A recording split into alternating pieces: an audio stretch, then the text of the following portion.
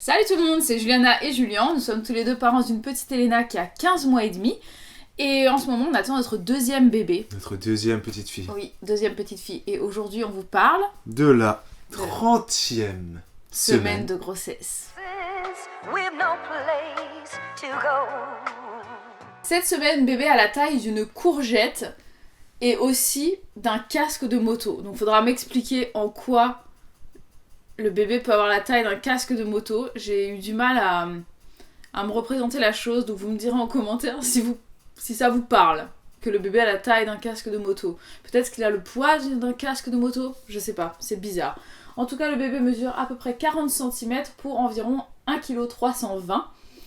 Sa peau est de plus en plus lisse, mais à l'intérieur de son cerveau, c'est de plus en plus fripé, puisque c'est pour permettre qu'il y ait de plus en plus de place pour bien développer tout ce qui a à se développer à l'intérieur.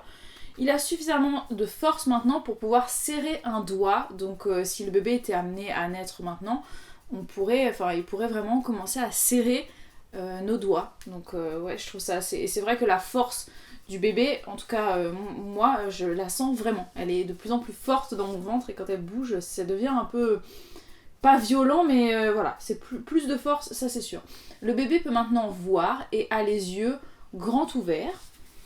La moelle osseuse commence à produire des globules rouges et il perd peu à peu son duvet, son lanugo. Donc c'est-à-dire que tous les petits poils qui recouvrent le corps du bébé jusqu'à présent sont en train de commencer à tomber. Il y en a qui continuent de l'avoir à la naissance. Ma fille en avait encore un peu.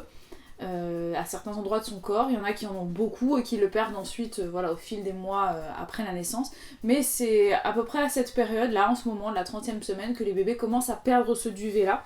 Par contre les cheveux eux s'épaississent de plus en plus et c'est marrant parce qu'ils disent que c'est à partir de la 30e semaine de grossesse que les bébés peuvent se mettre en position de naissance, c'est-à-dire tête en bas, prête à partir. Voilà, à partir de la 30e semaine, ça peut arriver à n'importe quel moment. Et pour ma part, bébé est dans cette position-là depuis, je sais pas quelle semaine, mais j'étais dans mon 5e mois. Donc ça commence à remonter à bien longtemps qu'elle est prête à sortir.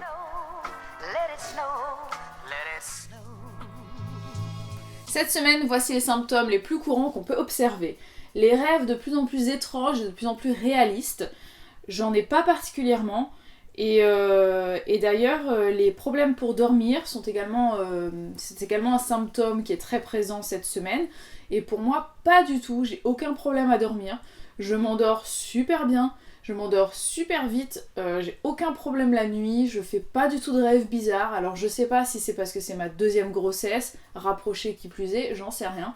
Mais c'est vrai que quand j'étais enceinte de ma première fille, quand j'étais enceinte d'Elena, à ce stade de la grossesse, je faisais pas mal de rêves concernant mon accouchement. Je faisais parfois des cauchemars à ce sujet-là. Et ça me hantait la nuit. J'y pensais pas la journée, mais la nuit, c'est vrai que c'était quelque chose qui me perturbait pas mal et que j'avais plus de difficultés à dormir. Alors, est-ce que c'est parce que c'est la deuxième grossesse que du coup, je me préoccupe pas de ça parce que j'ai pas de peur concernant l'accouchement? J'en sais rien. Peut-être aussi le fait que j'ai été enceinte en été. Au 3e trimestre, j'étais en plein été, il faisait très très chaud donc je dormais moins bien. Là il fait frais donc la nuit je dors mieux. Donc je sais pas si c'est dû à ça, mais en tout cas aucun problème de sommeil pour moi. On peut aussi avoir une aggravation des brûlures d'estomac. Pour moi c'est assez intense, mais cette semaine finalement moins que la semaine dernière. Donc voilà, j'arrive un petit peu à gérer ça. Le soir j'essaie d'un petit peu avancer mon repas, manger un petit peu plus tôt et vraiment d'essayer d'éloigner le moment de mon repas et le moment du coucher pour pas avoir de remontée acide ou des choses comme ça. Et ça va globalement beaucoup mieux, donc pas de soucis de ce côté-là. On peut avoir aussi des enflements des jambes, des pieds, des chevilles, des mains. Moi j'en ai toujours pas pour l'instant, c'est quelque chose qu'il faut vraiment surveiller, surtout si c'est soudain, parce que si on a des enflements soudains, ça peut être dû à une prééclampsie, donc c'est des choses à surveiller de près, mais un léger enflement est normal, surtout s'il est progressif. Pour l'instant, moi j'en souffre pas. On peut aussi avoir des gènes de plus en plus à cause du ventre dans tous les mouvements qu'on fait, et pour moi oui, mon ventre il commence à me gêner. Donc pour attacher mes chaussures, pour mettre mes chaussettes, à chaque fois que je dois me baisser, en fait, il est dans le chemin, quoi. Il m'encombre. Pourtant, il est pas si gros, Je sais que quand la veille de mon accouchement, mon ventre était bien plus gros que ça. Mais ça y est, il commence à me gêner et c'est perturbant. Voilà. On peut aussi avoir des problèmes de souffle court à cause des poumons qui sont écrasés par le bébé. J'ai pas de problème pour moi de ce côté-là. Je respire toujours aussi bien, donc je suis contente. Et la fatigue peut également s'aggraver, être de plus en plus importante. Et pour moi, pas du tout. Pour l'instant, j'ai pas de baisse d'énergie. Alors je sais pas si c'est parce que mon cerveau,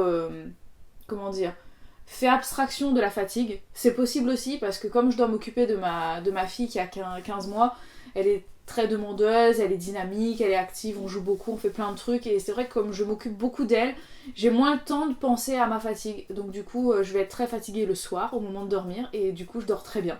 Alors finalement, c'est un mal pour un bien parce que ma fille me fatigue encore plus et je m'en rends pas compte et après le soir, je dors bien. Voilà. Donc je pense que c'est grâce à ça que je fais des belles nuits de sommeil. Donc affaire à suivre, mais pour l'instant, j'ai pas de problème de fatigue intense dans la journée, j'arrive à passer outre en tout cas.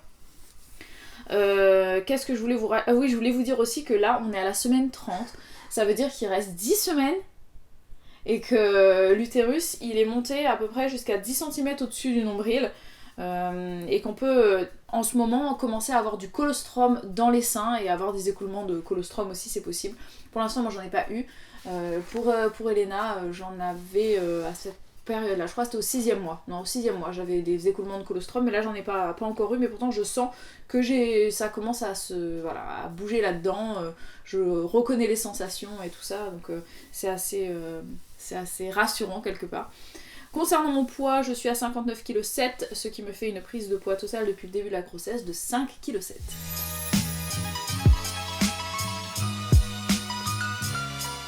Et toi, comment as-tu vécu cette 30e semaine de grossesse ? Cette semaine a été totalement catastrophique, car nous sommes allés chez le gynéco pour la visite du mois, c'est ça, hein ? La visite du 7e mois. Du 7e mois, voilà. Donc échographie, blablabla, balance, etc. Et là, le poids sur la balance m'a horrifié.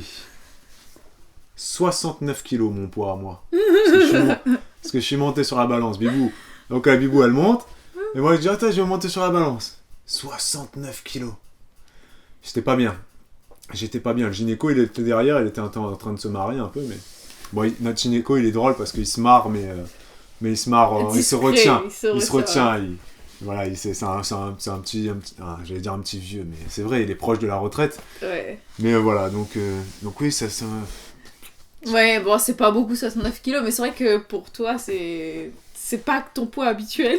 Moi, j'aimerais bien faire 70 kilos, mais... De muscles. Musclé. Là, c'est 69 kilos. Il y a au moins 5 kilos de gras qu'il faut enlever quelque part. Voilà. Et il faut les remplacer par du muscle. C'est la couvade. C'est en cours. C'est la couvade, ça doit être ça. Tu l'avais pas fait pour la première grossesse, donc là, tu te rattrapes et peut-être que tu manges un peu mieux. C'est vrai qu'il a beaucoup plus d'appétit que d'habitude. L'excuse On finit de manger, qui me dit... Je crois que j'ai encore faim. C'est bizarre. Cette semaine, j'étais assez malade. Et en même temps, j'avais aussi assez faim. J'ai eu plein de petits soucis comme ça de santé. Donc, cette grossesse ne me réussit pas. Ouais. C'est vrai que cette semaine, c'était assez spécial. Mais en tout cas, pour vous parler un petit peu de la visite du gynéco, quand même, on a vu bébé, qui est estimé pour l'instant à 1,3 kg environ. Donc, on est dans les clous. Elle est estimée dans la moyenne, ouais. Ouais, et il nous a dit, par contre, voilà, ce sera pas un gros bébé. Elle fera vraiment maximum 3 kg à terme. Donc comme sa sœur, il nous a dit. Donc, voilà. On est content. C'est plus facile à sortir. On est content.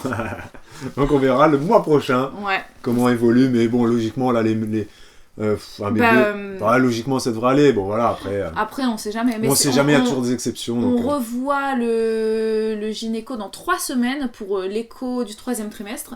Donc, exactement. Donc vous saurez ça dans 3 semaines. Et puis nous, on vous dit à la semaine prochaine pour parler de la 31e 31e semaine de grossesse, ça passe trop vite. Merci à vous d'être là chaque semaine, les amis. Merci à vous, n'hésitez pas à commenter, à partager, à mettre le pouce si vous avez apprécié la vidéo. N'hésitez pas à partager chaque semaine sur votre Facebook, votre Twitter, votre Instagram. Parce que n'hésitez surtout pas... Vous avez sûrement des amis dans vos contacts qui ont envie de voir ces vidéos. Ouais. Et surtout, n'hésitez pas à mettre ces vidéos quelque part dans vos favoris ou dans vos à regarder plus tard pour quand vous attendrez un bébé. Pour les revoir. Ça pourrait être sympa. Je sais que moi, quand je serai pour les enceinte, avoir de côté. quand je serai enceinte du 3e, c'est sûr que je regarderai ces vidéos. Ouais, c'est sûr. Enfin, en tout cas, à très vite pour de nouvelles vidéos et prenez soin de vous. Ciao, ciao. Ciao. And the fire is slowly dying. And my dear, we're still goodbye. But as long as you love me so, let it snow, let it snow, let it snow. Ça bouge pas. Ah, pas d'évolution. Depuis 2 semaines là, 94 à peu près. C'est stable. Oui, mais elle est un poids stable.